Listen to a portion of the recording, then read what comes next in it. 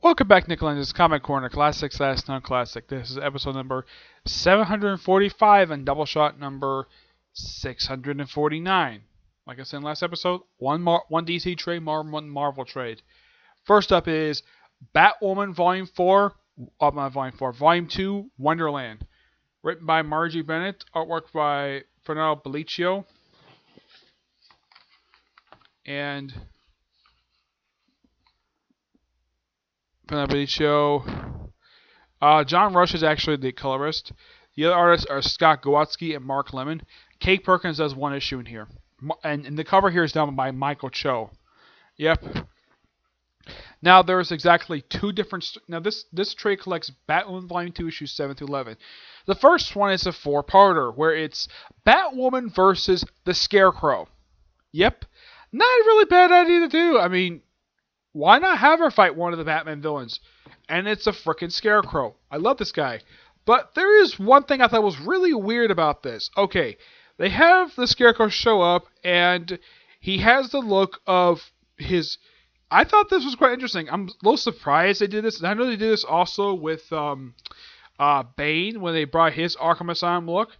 But yeah, for Scarecrow, they did. They actually brought in his old... They actually have him in this storyline in his Arkham Asylum look, which I'm actually quite surprised that they did that. Yeah. Tell me that is not the Arkham Asylum look. I don't have a problem with this look. It's a really good, scary look.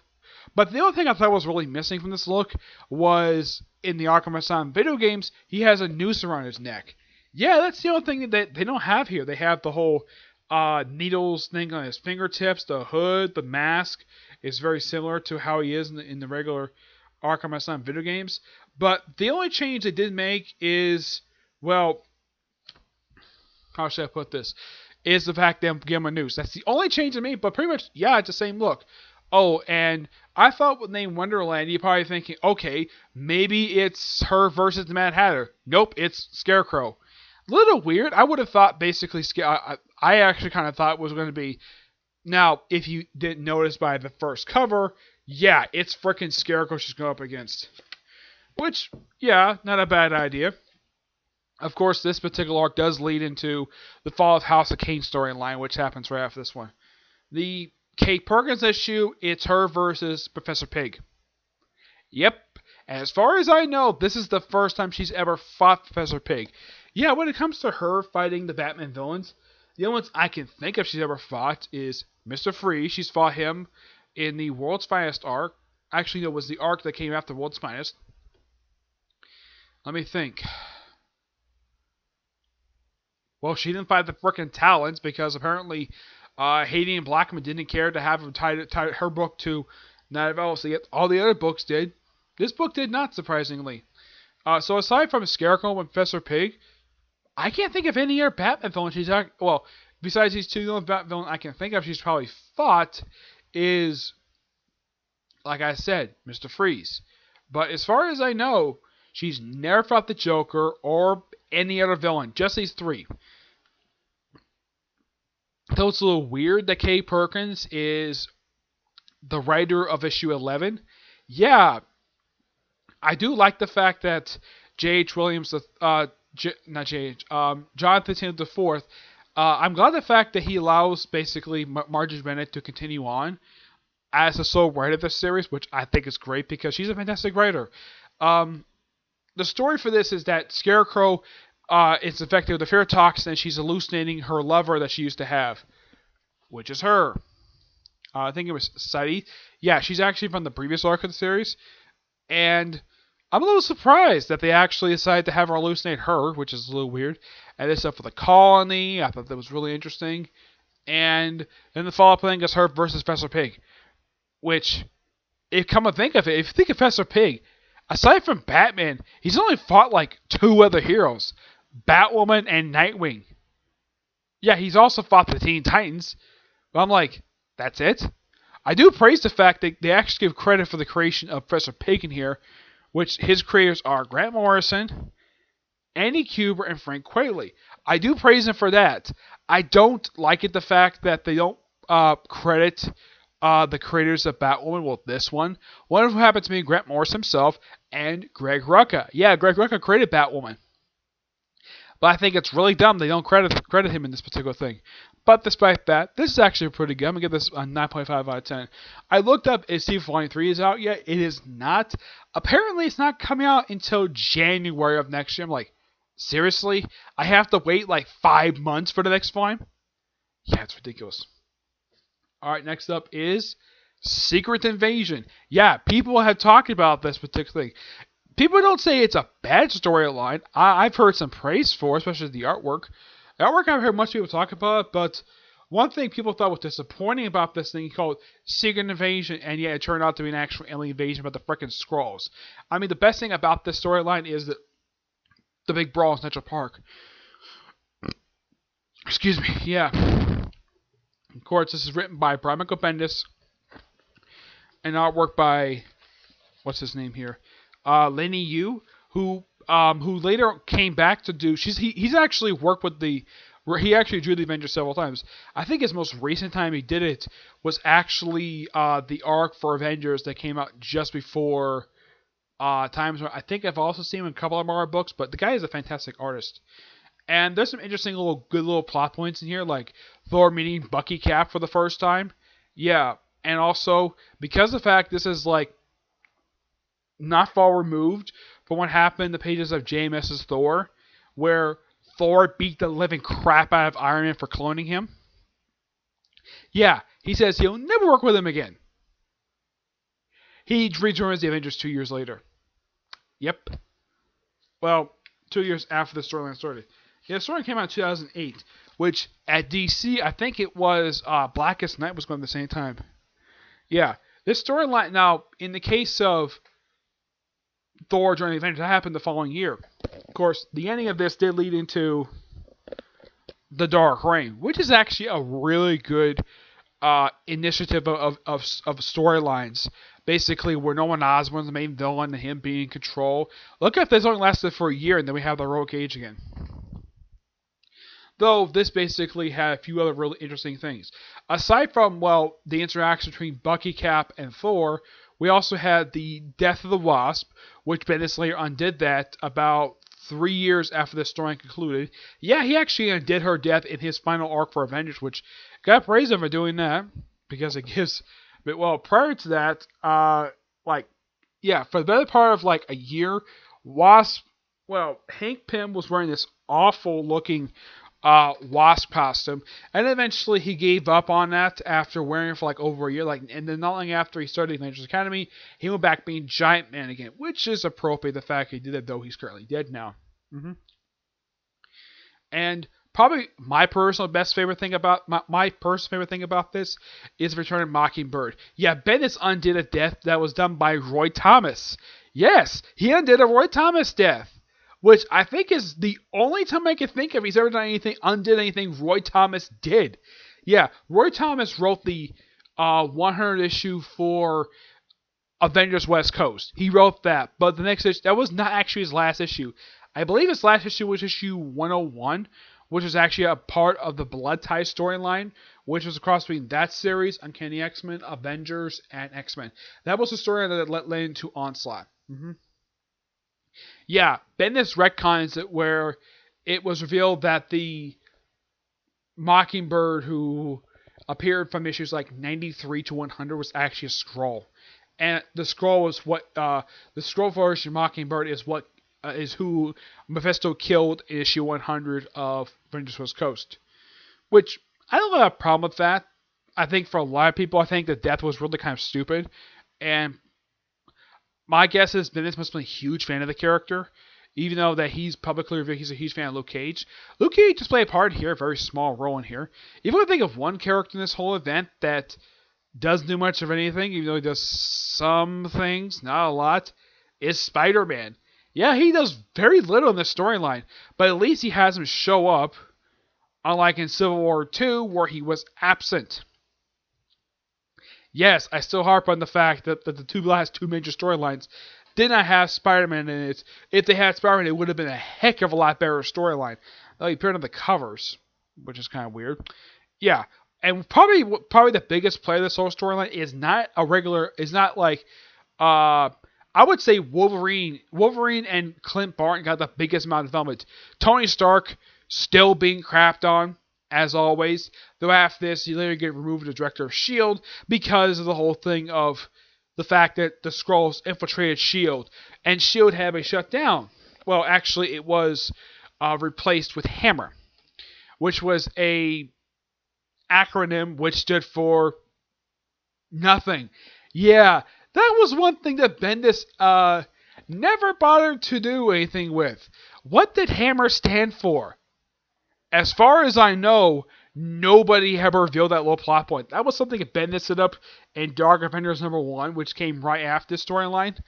And we never found out exactly what that stood for. When the female Red Skull asked about it, she was told that it was classified. When in actual terms, Bendis had no idea what the acronym stood for. But I gotta say, I love the artwork, and this storyline did also introduce us to the Secret Warriors, who actually did not make a debut in this main storyline. They made a debut in the pages of Mighty Avengers. Yeah, this is a group formed by Nick Fury Sr., consisted of children of supervillains and superheroes. Like there's the character Drood, who's the son of Dr. Anthony Drood. You have the character Alexander. Gotta love that name because my brother's got the same name too. He's the son of the god of war himself, Ares. You have the character Sludge, who is the son of the Absorbing Man. Yeah, the Absorbing Man's son. There's Daisy Johnson, son of Mr. Hyde. She's part of the group. I'm trying to think. There's also JT, whose real name is Hellfire. There's a suggestion that he's the grandson of one of the Phantom writers. Which, you gotta praise Bendis for creating this group. And even though, yes, Hickman did write the series, but Bendis was the one who created the Secret Warriors. You gotta praise him for doing that. Because after all, he created Daisy Johnson. Yep. Fine storyline. I gotta praise him for that.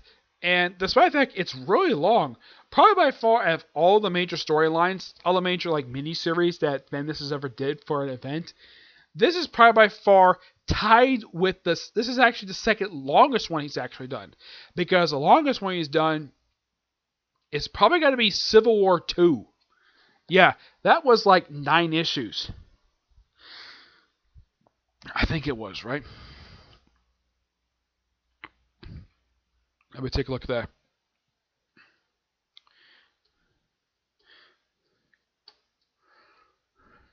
Because if you look at it, the last event he did, right after this one, the next major event miniseries did was Siege, and that was 4 issues.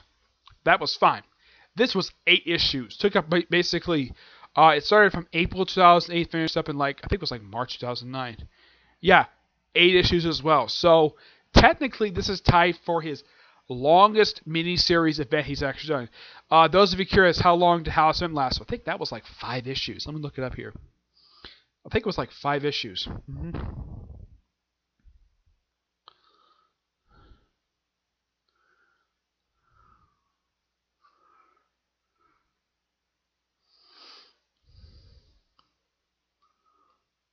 Let's see.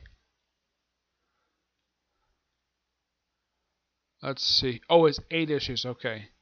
So, yeah. 8 issues. That's basically what he did. 8 issues for House of M. Mm-hmm.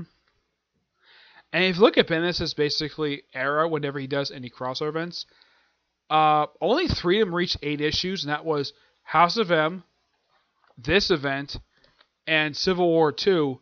I mean, the only events he's done aside from these 3, he didn't do World War Hulk.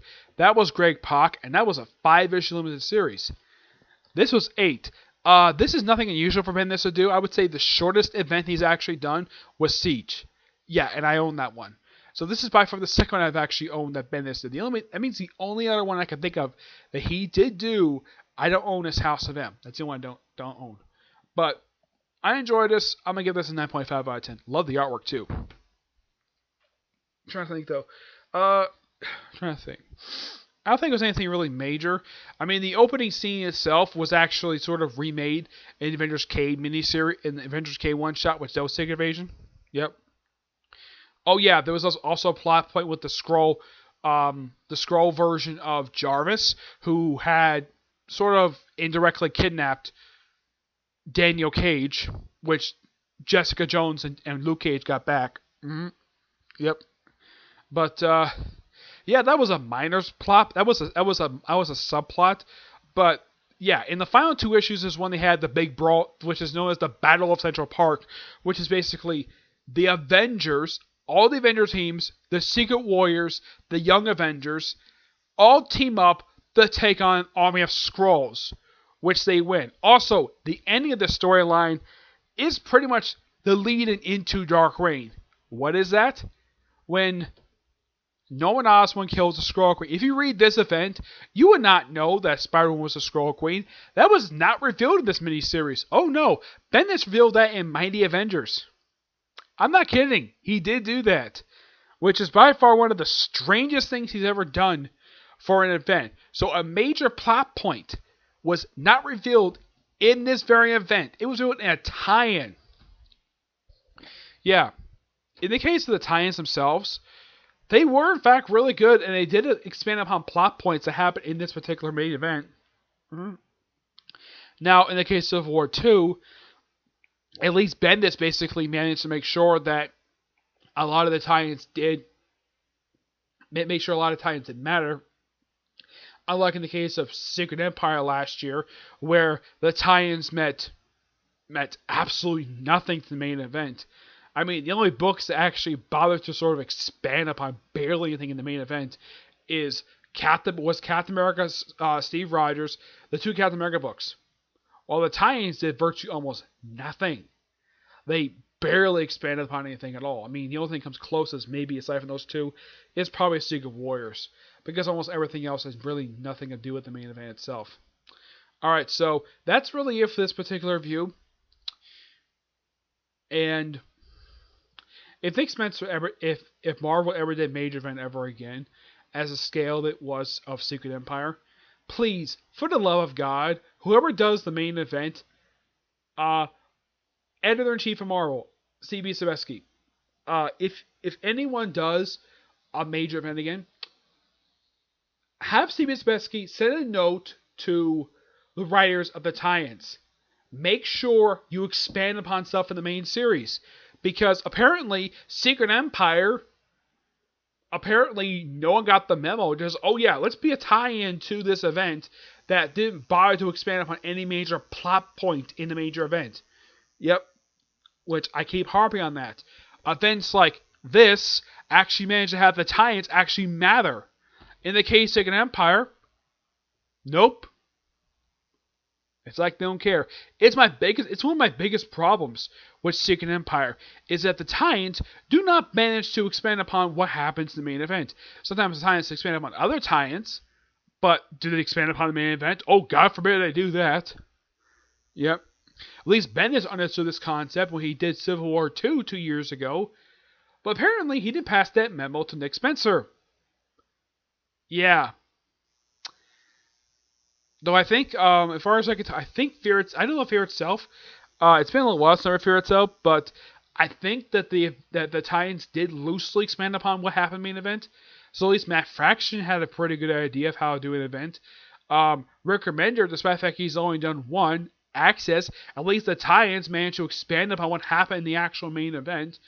You gotta at least praise him for that. Original Sin, same thing. They had plot points set up in the main series for the tie-ins. So Original Sin did its job.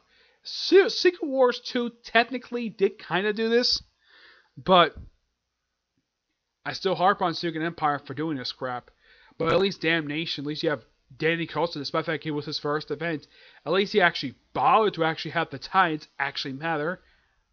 And apparently, maybe Nick Spencer's probably signed that book directly, and then like, okay, Nick Spencer apparently does not know how to do an event properly and have the tie-ins actually span upon what happened in the main event. So bring in Danny Costa, the guy who just came to Marvel just doing Thanos. Yep. So yeah, not much else to say, but this is actually a really good event. It's not underrated like Shadowland is, but it is talked about, and it is a well critically acclaimed. I do think that the praise for this thing is well earned. Unlike, let's say, for Why the Last Man, a lot of its praise is not well deserved. But in the case of Secret Invasion, yes. I've never heard anybody actually, now let's say, chastise it like they do for some other more events. But this one, mostly I've heard mostly positive stuff when it comes to this particular event. Yep. So yeah, not much else to say, but yeah. So that's it for this particular review. Stay tuned for the next episode, which I'm reviewing more Ultimate X-Men trades. Okay, but until I see you next episode, bye.